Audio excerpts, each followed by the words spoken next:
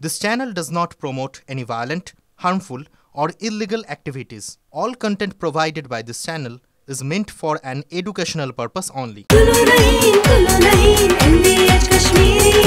আরে কম দে কিন্তু খাঁটি দে। MDH কাশ্মীরি লাল লঙ্কার গুঁড়ো। MDH। রাস্তায় মহিলাকে ধারালো অস্ত্রের কোপ, প্রাক্তন স্বামীর বিরুদ্ধে অভিযোগ। জয়নগর থানায় বাগচি গ্রামের ঘটনা। ডাক্তার দেখিয়ে বাড়ি ফেরার পথে প্রাক্তন স্বামী এবং তার দলবলের হাতে আক্রান্ত হলেন বধূ। হামলাকারীদের খোঁজে পুলিশ। আগুনে ভস্মীভূত বাড়িতে কেউ না থাকায় হতাহতের খবর নেই। আসবাবপত্র সহ সমস্ত জিনিস পুড়ে ছাই। বীরভূমের মারগ্রাম থানার সন্তোষপুর গ্রামের ঘটনা। স্থানীয়রাই আগুন নেভানোর কাজে হাত লাগায়, পরে দমকল পৌঁছে আগুন নিয়ন্ত্রণে আনে। বধূকে ইফটিজিং এবং হেনস্থা প্রতিবাদকে কেন্দ্র করে দুই গোষ্ঠীর মধ্যে লড়াই। থানায় বিক্ষোভে অগ্নিমিত্রা পাল। আসানসোলে রাঙানিয়া পাড়ার ঘটনা। দুপক্ষের লড়াইয়ে পাথর ছোড়াছুড়ি, মারপিট। প্রতিবাদী বধূর স্বামীকেও মারধর, বাড়িতে হামলা। আক্রান্ত বধূর দেওর। পরিস্থিতি সামলাতে পুলিশের লাঠিচার্জ, গ্রেফতার এক ইফটিজার। অবৈধ নির্মাণ রুখলেন পুর প্রধান। বসিরহাট পুর এলাকার আরএন রোডের ঘটনা। অভিযোগ, পুরসভার নিয়মকে বুড়ো আঙুল দেখিয়ে একটি বিল্ডিং এর দেওয়াল ঘেঁষে তৈরি হচ্ছিল অবৈধ নির্মাণ। ছিল না কোনো বৈধ কাগজও। পুর প্রধানের নেতৃত্বে বন্ধ হলো কাজ। দীর্ঘদিনের অপেক্ষার অবসান। যাতায়াতের সমস্যা থেকে মুক্তি পেতে চলছে চন্দ্রকোনা নদী তীরবর্তী বাসিন্দারা। রাজ্য সেচ দপ্তরের উদ্যোগে নদী বাঁধ মেরামতের কাজ শুরু। প্রায় ৩৯ লক্ষ টাকা ব্যয়ে শুরু নদী বাঁধ নির্মাণের কাজ। অসুস্থ তৃণমূল সাংসদ সৌগত রায় বেলঘরিয়ার একটি বেসরকারি হাসপাতালে ভর্তি। পেসমেকার বসাতে হয়েছে সৌগত রায়। আড়িয়াদহে একটি মন্দির উদ্বোধনে গিয়ে আচমকায় অসুস্থ হয়ে পড়েন সাংসদ।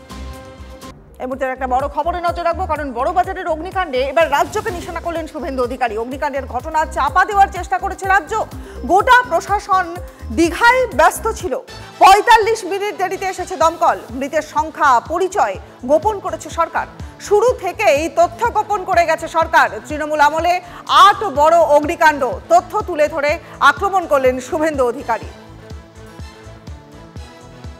পুরো সরকারটাই দীঘাতে থাকার কারণে এখানকার বোর্ডার্স বা ইফেক্টেড পিপলরা সবই অন্য রাজ্যের বাসিন্দা। হেল্পলাইন নম্বর এসবের ক্ষেত্রে যে ইমার্জেন্সি দরকার হয় করা হয়নি। কাশ্মীরের ইস্যু চলছে এবং অনেক আন্তর্জাতিক বিষয় রয়েছে, তার মধ্যেও তিনি কলকাতা বা বাংলার প্রতি তার যে আবেগ, দায়িত্ব পালন করে প্রাইম মিনিস্টার রিলিফ ফান্ড থেকে নিহতদেরকে ২ লক্ষ টাকা, আহতদের জন্য ৫০,০০০ টাকা ডিক্লেয়ার করেন।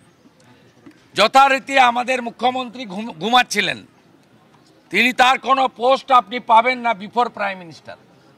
মৃতদের আইডেন্টিটি ডিক্লেয়ার করা, যারা আহত হয়েছেন, কোথায় আছেন, হোয়াটস অ্যাবাউট, কোনোটাই ডার্কে রাখা হয়।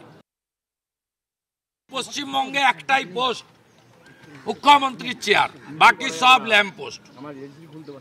আপনার ফায়ার ব্রিগেডের মন্ত্রী, তিনি দীঘার ব্যবস্থাপনায় ব্যস্ত। তার ফায়ার ব্রিগেড ৪৫ মিনিট পর এসেছে। লোকগুলোকে মেরে ফেলা হয়েছে। এবং কলকাতার মতো জায়গায় যদি এই জিনিস ঘটে, বড়বাজারের মতো জায়গায়, তাহলে জেলা বা মহকুমা বা ব্লকে যেখানে ফায়ার ব্রিগেড সেন্টার নেই, সেখানে কিছু ঘটলে কি অবস্থা হতে পারে সহজে অনুমেয়।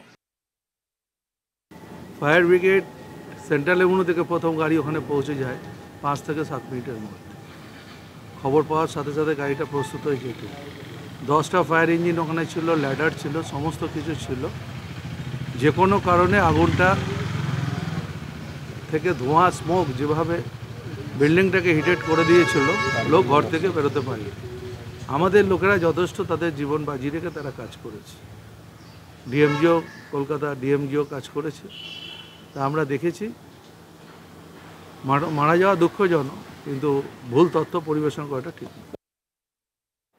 রামকৃষ্ণ মিশনের ১২৮তম প্রতিষ্ঠা দিবসে বলরাম মন্দিরে ভক্তদের ভিড়। ১৮৯৭ সালের ১ মে বাগবাজারের বলরাম মন্দিরে রামকৃষ্ণ মিশনের প্রতিষ্ঠা করেছিলেন স্বামী বিবেকানন্দ। মিশনের প্রতিষ্ঠা দিবস উপলক্ষে সকাল থেকেই জমজমাট।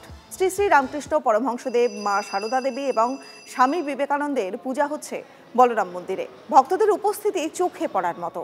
গানের অনুষ্ঠান থেকে বিভিন্ন রকম আধ্যাত্মিক অনুষ্ঠানের মধ্যে দিয়েই পালিত হচ্ছে গোটা দিন।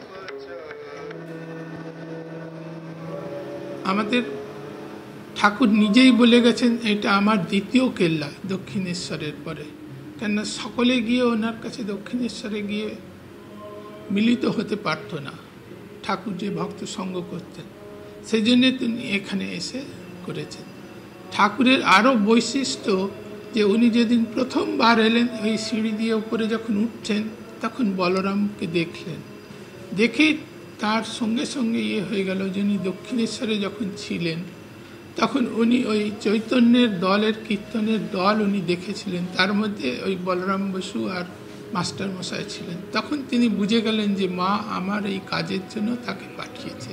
1897 সালের 1 মে শনিবার বিকেল 3টের সময় স্বামী বিবেকানন্দ গৃহী এবং সন্ন্যাসী সমন্বয়ে রামকৃষ্ণ মিশন প্রতিষ্ঠা করে এই বাড়ির ওই হলঘরটিতে প্রত্যেক বছরই বিকেল 3টের সময় বা 4টের সময় একটি আলোচনা সভা ধর্মসভা হতে থাকে এবং প্রতি বছরই 128 বছর ধরে সেই ট্র্যাডিশনটা চলে আসছে। রামকৃষ্ণ মিশনের প্রতিষ্ঠা দিবসের সকালে মঙ্গল আরতি হয়েছে, পূজা চলছে, হোম ভজন সব চলছে, আলোচনা পাঠ, বিকেলে যথারীতি সন্ধ্যা আরতির পরে আবার বিভিন্ন অনুষ্ঠান রয়েছে। যদি MDH কিচেন কিং কিচেনে থাকি তো আমরা যা ইচ্ছে তৈরি করতে পারি, বেগুনের ভর্তা, আলু কপি, ভিন্ডি মশলা, আরো অনেক কিছু। MDH